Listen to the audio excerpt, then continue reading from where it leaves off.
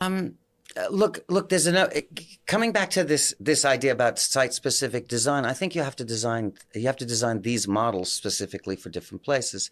Some of the most successful models. I mean, Melbourne was really interesting because the city had a huge area of deep river port. Half the city was actually a port. We said we want to convert the port to city. The concept was we open it up for development. It's basically government owns the land. The government becomes a real estate agent. They make people bid for the land, and they build buildings, and the city happens. So the question, the overriding question was what's the impact on the existing city on the right culturally, but what is this new culture that comes? Okay, and so in a short-sighted sense, half of the Melbourne Docklands was built for people who could afford to buy second apartments, investments. Right. They were baby boomers, so these were rich people, more or less rich people.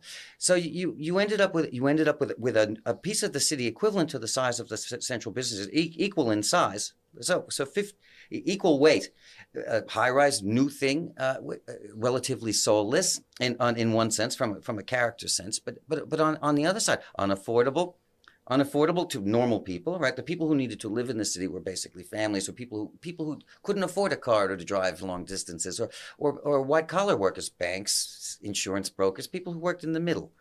So they could not live there because this was tailored for someone else. It was tailored. Even the product was tailored to an investor's concept of what they thought would be worth money in the future. Right. Yeah. So that's an interesting deficiency of this real estate version model, right?